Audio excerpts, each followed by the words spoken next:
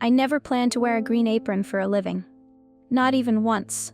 I used to have this vision, sketchbooks filled with color palettes, my own design studio with wide glass windows and maybe some mismatched mugs on the shelves. Something cozy, maybe a cat wandering between desks. It sounds dumb now, but I used to believe in it. I believed a lot of things before everything changed. My mom died on a Thursday. A brain aneurysm, they said. No warning, no signs, just a sharp pain and then gone. One moment she was teasing me about burning the toast again, and the next, I was standing in a white hallway under flickering fluorescent lights, being asked to sign papers I didn't understand. I remember holding the pen, but not writing. I remember the doctor's voice, but not the words. After that, it was just me and Maddie. She was 12 and asking me questions no kid should have to ask. Where will we live now? Can you still afford her dance lessons? I didn't have answers. I didn't even know where to begin. I dropped out of my design program 2 weeks later. There was no other option. Daycare was too expensive, and none of the jobs I applied for would hire someone who couldn't work mornings. We scraped by. I stretched grocery money until the fridge looked like a joke. I pawned off my old laptop, then my camera, then the good dishes. I watched bills pile up like they were daring me to do something about them. Sometimes I caught Maddie staring at me from the couch, big brown eyes too tired for her age. She stopped asking for new shoes. She started skipping seconds at dinner. Then one night, I saw the listing. Starbucks, overnight shift. No experience needed, high pay, must be punctual, must follow rules. I almost didn't click it. The pay sounded too good, and there wasn't even a phone number, just a link to a weird application page that didn't ask for much. Name, availability, and whether or not you believed in personal discretion. I filled it out anyway. That night, after Maddie fell asleep curled up under the patchwork blanket I'd stitched 3 times, I got the confirmation email. You've been accepted for the overnight position at Starbucks, 241 Ashwood Lane. Report by 11:45 p.m. tonight. That was it.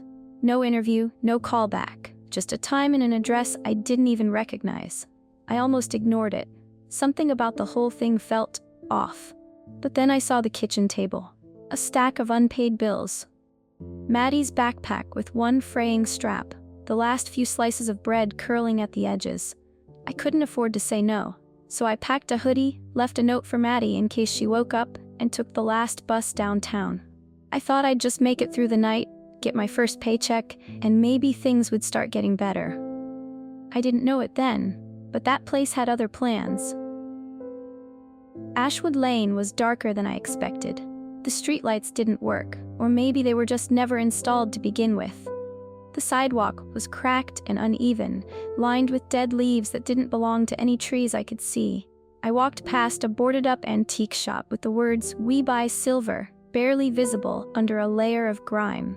Next to it stood a long, dead video rental place, its windows blacked out with old movie posters curling at the corners, and between them, wedged in like it had grown out of the concrete, was the Starbucks. The sign above the door flickered faintly, casting a sickly green glow across the entrance. The mermaid logo looked off somehow, like her eyes were just a little too far apart. I stood there for a moment, half considering turning around. Maybe walking home, maybe texting the manager with a fake excuse, maybe pretending the bus had broken down. But then I pictured Maddie, curled up in that patched blanket back home. The heater rattled when it ran, and we were already behind on the electric bill. If this place paid what it said it would, I had to try. So I pulled open the door. The bell above the entrance didn't ring. It clacked. A dry, metallic sound like 2 bones tapping together. Inside, the air was too cold for a coffee shop. Not brisk, cold, and the smell hit me instantly. Not the comforting aroma of roasted beans or cinnamon syrup. It smelled like burnt espresso and something wet, like mold under floorboards or damp wood after a flood. The lighting was dim. Warmer bulbs had been replaced with harsh fluorescents that buzzed softly overhead. Every surface looked clean but aged, like it had been scrubbed over and over without ever really being sanitized. The walls were a shade of green that didn't match any Starbucks I'd ever seen. It looked like the inside of an old aquarium. And behind the counter stood the manager. He didn't say hello. He didn't smile. Just watched me the second I stepped in, his hands resting too still on the counter. He wore a black button-up shirt with the sleeves rolled to the elbows, a name tag that read Mr. Calhoun, and an expression I couldn't quite place. His face looked too even, like a digital model rendered a little too perfectly.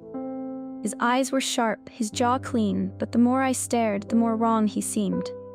Not in a grotesque way, just subtly off, like a mannequin that learned how to blink. "You're Zoe," he said. Not asked, said. I nodded, swallowing hard. Yeah, I got the confirmation.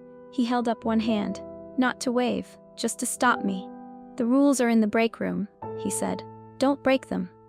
And then he turned, walked through the staff door, and disappeared. I stood there for a few seconds, unsure if I was supposed to follow. The silence pressed in, broken only by the soft buzzing of the lights and the faint hum of something mechanical behind the walls. I let out a shaky breath and stepped around the counter. The break room was more like a closet. No window. One rusted mini fridge humming in the corner. A folding chair pushed up against a peeling wall. The air smelled faintly of reheated food and cleaning chemicals. And on the back of the door, taped at eye level, was a yellowed sheet of paper. The ink was crisp. 7 bullet points in bold all-caps font. The night shift rules. 1. If the man with too many arms orders a caramel macchiato, do not look at his hands. Use whole milk, 3 pumps caramel, no foam. Set it down on the counter and back away. If he waves, do not wave back. 2. If the woman walks in through the east wall and asks for anything with oat milk, prepare it exactly and place it at table 6. Do not speak to her. Do not follow her with your eyes. Let her fade on her own. 3.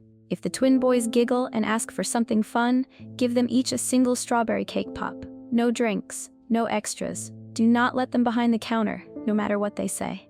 4. If someone enters and claims they've already been served but you don't remember them, make a tall black coffee and say nothing. If they don't take it, go to the restroom and lock the door until you hear 2 door chimes. 5. At 2:14 a.m., the espresso machine will hiss 3 times. Do not use it for 7 minutes. If you do, the next customer will arrive without a shadow. If they ask you where it went, do not answer. Just keep smiling. 6. If a man walks in bleeding and asks for ice water, make him hot Earl Grey tea instead. No sugar, slide it over without comment. If he begins to cry, mop the floor silently until he disappears. 7. If you see yourself standing in line, stop everything. Do not blink. Do not speak. Go into the freezer and shut the door. Stay there until morning. If you hesitate, even once, it will take your place. I read them twice, then a third time. It didn't feel like a prank. The paper was too old, too brittle. Someone had folded and unfolded it a dozen times. There were faint fingerprints along the edge, greasy ones. Some smudged with something darker. I laughed, but only a little. Not because it was funny, because I didn't know what else to do. There wasn't a clock in the break room, but my phone said 11:58 p.m. 3 minutes until midnight. 3 minutes until my shift officially started. I stared at the rules one more time and whispered, "Okay, sure, fine." Because what else can you do when the only job that'll take you might also get you killed? You show up, you follow the rules, and you try not to blink. The first hour passed in silence. I cleaned the counters. I wiped down tables that didn't need wiping. I rearranged the napkin holders twice. There was no music playing, no noise from the street, and no sound from behind the walls, just the soft hum of the fridge and the occasional rattle from the air vents above me. I almost started to believe it was just a weird graveyard shift. Maybe the rules were some kind of hazing thing. Maybe nothing would happen at all. At 12:47 a.m., the front door opened. The bell clacked again. He stepped in like he'd forgotten how legs worked. His coat was long, brown, and covered in spots that might have been water stains or something else entirely. He moved stiffly like each joint had to remember how bending worked, and then I saw it, just a flicker, beneath his coat sleeves. Too many elbows. I looked away immediately, heart thudding against my ribs. I didn't want to see it. I really didn't, but curiosity has claws. My eyes flicked back, just for a second. There were at least 4 arms, maybe 5. One slid out of a coat sleeve and rested gently on the counter, fingers drumming in a rhythm that didn't match any song I knew. Another arm reached up, adjusting the round glasses perched on his face. A third hand, no wait, that one was pulling the coat hem down again, All of it happened too fast, too naturally, like he'd done this routine 1,000 times. "Caramel macchiato," he rasped. His voice was dry, like leaves crunching under boots in winter. "Extra caramel." I didn't answer. The rule didn't say I had to. Instead, I turned to the machine and focused on every movement. Whole milk. 3 pumps caramel. No foam. I poured and stirred and pressed buttons with shaking hands, pretending the weight of his stare wasn't crawling up the back of my neck. Behind me, one of the hands tapped the counter. Not impatient, just steady. Repeating. 4 taps. Pause. 4 taps. I placed the drink on the counter and stepped back, slowly, carefully. He didn't reach for it right away. One of the arms tugged his coat sleeve again. Another scratched his chin. The third, maybe fourth, hovered just above the drink. And then, for the briefest moment, he raised a hand. Not a full wave, just a little flutter of fingers. As if testing me. I didn't move. I didn't breathe. The fingers dropped. He picked up the cup with 2 hands, neither of which had been on the counter before, and turned around. Then he walked out backward, not smoothly, not like someone leaving with purpose. He shuffled, step by step, never turning his back to me. His limbs tucked in close, like he was afraid to let any part of himself face the wrong direction. The door clacked shut behind him. I stood there, frozen, every muscle locked up with tension I hadn't even noticed building. My hands were clenched around a dish rag. My heart felt like it was too big for my chest. I thought about the rule again. Don't look at his hands. Back away. Don't wave back. I had looked. Just a glance, but enough to count at least 3 hands moving at once. That wasn't nothing. But he hadn't waved. Not really. I was still here. So I took a breath. Then another. I told myself the worst was over. I told myself I could make it through the rest of the night. And then the east wall shimmered. It started as a ripple, not in the air, not exactly. More like a shimmer in the corner of my eye, the way heat rises off pavement in the summer. Except this wasn't heat, it was cold. A sudden, bone-deep cold that made my breath hitch and my hands tighten on the counter. The east wall shifted. One moment it was solid brick and faded paint. The next, it wasn't. It moved like mist caught in a breeze, and then she stepped through. Her form was soft at first, like she hadn't fully decided to be here yet. She drifted into the room the way fog rolls down a hillside, slow, quiet, deliberate, one foot placed gently in front of the other, bare toes just barely brushing the tile. She looked like a woman in her mid-30s, wearing a blue sundress with tiny white flowers. It flowed around her like water, even though there was no wind. Her skin was pale, almost translucent. Her hair hung straight and dark to her shoulders. But it was her eyes that got me. They weren't blank or glowing or monstrous. They were sad. Deeply, horribly sad. Like she'd been grieving for so long she'd forgotten what it felt like not to. She didn't speak. Her lips didn't even move. She just raised one arm and pointed at the small carton of oat milk on the shelf behind me. I remembered the second rule. If the woman walks in through the east wall and asks for anything with oat milk, prepare it exactly and place it at table 6. Do not speak to her. Do not follow her with your eyes. Let her fade on her own. I nodded, barely, and reached for the oat milk. My hands felt slow, like I was moving underwater. I didn't even know what drink to make, so I chose something basic. A simple oat milk latte. I didn't make eye contact. I didn't ask her name or try to smile.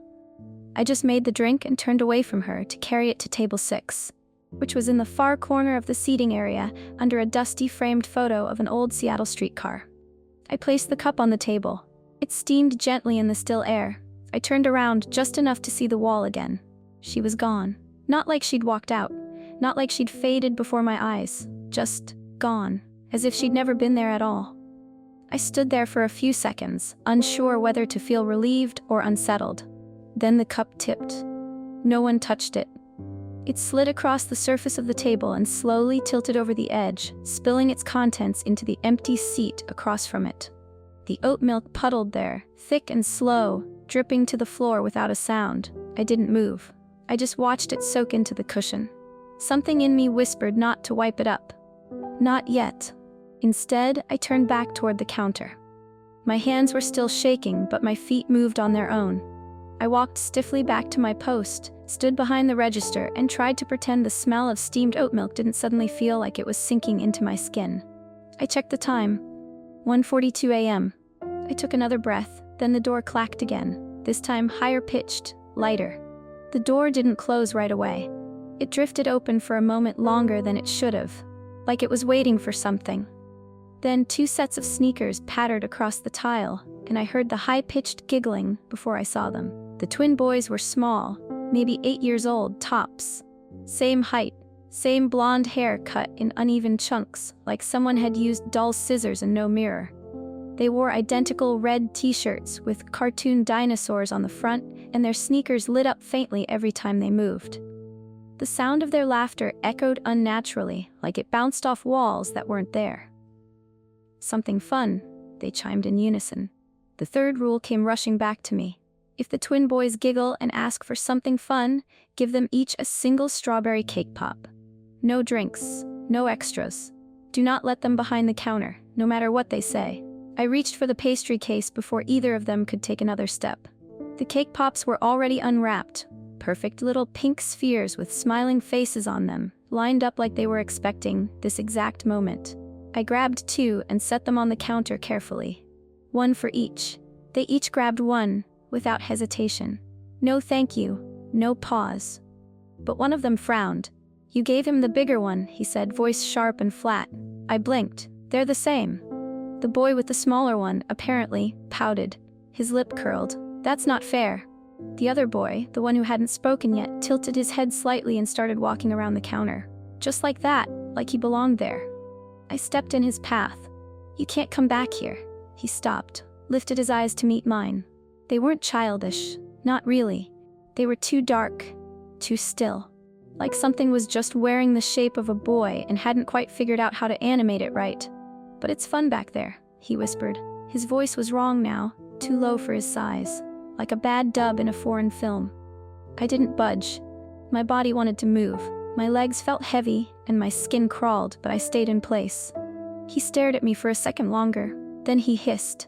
Not a fake, angry kid hiss, not a joke. He opened his mouth wide and let out a sharp, animalistic sound that cut through the air like glass. His teeth looked too straight, too uniform, like rows of little white needles. He backed up without turning around, rejoining his brother at the counter. They stood there licking their cake pops, slowly, synchronized. One clockwise, one counterclockwise. Then they turned and walked out. The door clacked shut again. I leaned on the counter, gripping the edge hard enough for my knuckles to ache. I checked the time. 2:10 a.m., my heart dropped. The 5th rule slammed into my head like a hammer. At 2:14 a.m., the espresso machine will hiss 3 times. Do not use it for 7 minutes. My hand was already on the portafilter. I froze. Then, hiss. Once. Hiss. Twice. Hiss. 3 times. The machine settled into silence. The lights above flickered briefly. The air in the store shifted. And then the door opened again. A man stepped in. He looked completely normal. Brown hair, dark jacket, jeans. Nothing unusual, except there was no shadow. None. Not beneath his feet, not against the walls, not even a faint outline cast by the lights above. He walked slowly toward the counter, eyes fixed on mine. "Where did it go?" he asked. His voice was flat, not curious, not angry, just empty. I smiled. The biggest, fakest smile I could manage. My cheeks twitched with the effort. I didn't blink, I didn't move, I didn't say a word. He stared at me for a long time. Then he turned and left. The scent hit me just as the door shut behind him. Burnt hair. The kind that sticks to your clothes and makes your stomach turn. I backed up a step and gripped the counter again. Harder this time. My legs wanted to run, my lungs wanted to scream, but I didn't, because there were still more rules. I didn't hear the door open this time. I just felt it, like a drop in air pressure, a weight shifting in the room, even though nothing had moved. Then I smelled the blood. It was thick and iron-sweet, sharp enough to cut through the leftover stink of burnt hair still clinging to the corners of the store. The man stumbled in a moment later. He was tall, maybe in his late 30s, dressed like someone who'd run out the door in a panic. Half-buttoned shirt, jeans soaked at the knees, one sneaker untied. Blood streamed from a gash on his scalp, winding down the side of his face, dripping steadily onto the floor. He looked right at me, eyes wide and dazed. "Ice water," he croaked. "Please." The 6th rule lit up in my brain like a warning flare. If a man walks in bleeding and asks for ice water, make him hot Earl Grey tea instead. No sugar, slide it over without comment. If he begins to cry, mop the floor silently until he disappears. I didn't speak. I didn't nod. I just turned and started the kettle. My hands shook as I prepped the cup. Every second felt wrong. The air around me was still but dense, like something pressing in from all sides. I could hear the blood hitting the tile behind me. I brewed the tea and placed it on the counter, gently, careful not to let it clink too loud. He approached slowly. One hand reached out, fingers trembling. He picked up the cup, like it might break in his grip. His other hand smeared blood along the edge of the counter as he steadied himself. He didn't drink it. He just stood there, holding the cup like it was the last thing keeping him tethered to the ground. Then he sat down at a table near the window. He stared outside. At first I thought he was whispering something. His lips moved slightly, but no sound came out. And then the first tear fell. It rolled slowly down his cheek, thicker than it should have been. Darker. It left a streak on his skin that didn't look like water. More like oil, or ink. More followed. His face didn't change. No sobbing, no hitching breath, just the tears, falling in steady, inhumanly slow trails, leaving unnatural stains wherever they touched. I grabbed the mop from the supply closet. My feet felt like blocks of ice. I started to clean. The blood on the floor didn't act like normal blood. It didn't smear or soak in. It just disappeared under the mop's pressure, leaving nothing behind. Even the drops that had dried vanished with a single swipe. I kept my eyes down. I didn't speak. I didn't ask who he was, or what happened, or where all that blood had come from, because I knew. He wasn't here for help. He was part of the night now. By the time I finished mopping, the seat was empty.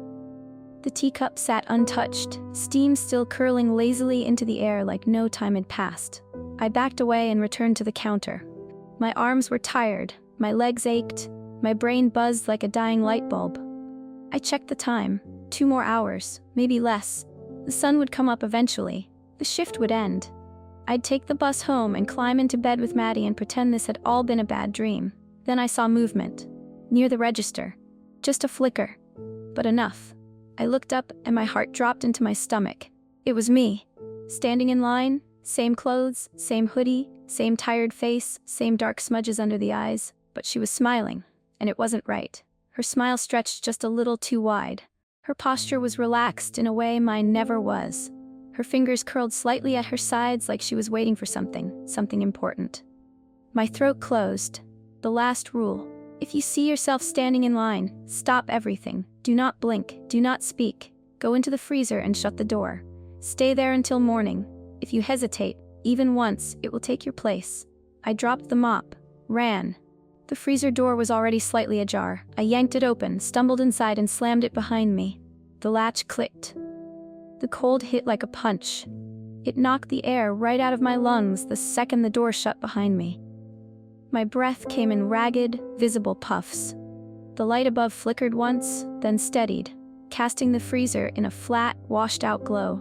The walls were lined with cardboard boxes stacked too neatly, all labeled with dates and product codes I didn't have time to read.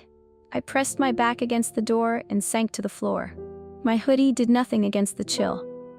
It was the kind of cold that sank straight through your clothes, through your skin, until it wrapped around your bones like a second skeleton.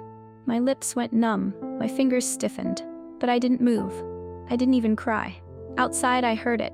The bell above the front door clacked again, followed by footsteps.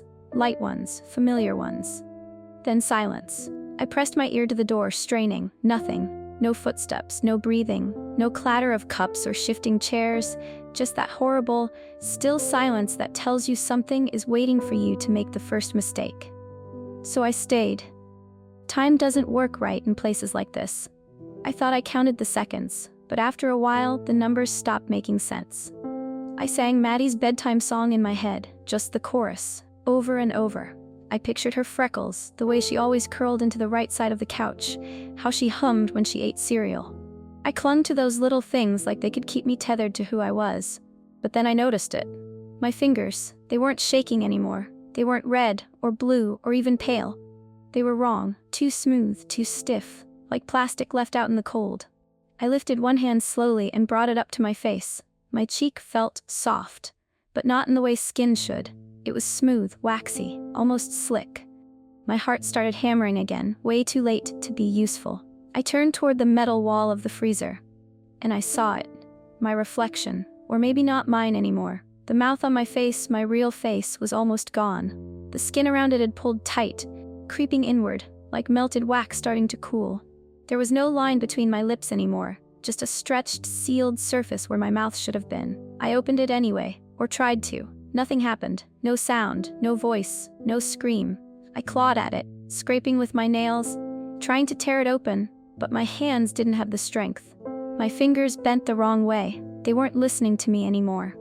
And that's when I remembered. If you see yourself standing in line, go into the freezer. Stay there until morning. If you hesitate, even once, it will take your place. I had hesitated. Not for long. Just for a second. Just long enough to stare at her. Me standing at the register with that awful smile. And that second had been enough. She had taken my place. The real me, the one with the real voice, the real name, the real warmth was out there now. Ringing up drinks, smiling at customers, maybe even heading home when the sun came up. And I was still here, in the freezer, breathless, wordless, watching my mouth disappear, waiting for morning. Eventually, the hum of the freezer changed. It wasn't something I heard so much as felt. The air shifted, the tension drained from the walls, the silence outside no longer felt sharp and waiting. Then the light above flickered once, twice, and stayed on. I dragged myself to my feet. My legs were stiff, like they'd been carved from wood. I pressed my palm to the freezer door, half expecting it to resist. It didn't. It swung open easily with a soft creak. The store was filled with morning light, soft, golden, dust dancing in it caught in the still air. Everything looked normal again. The tables, the chairs, the faded mermaid logo on the cups, the register blinking patiently, the espresso machine humming warm and ready. And standing behind the counter was me. The other me. She was restocking lids with calm precision.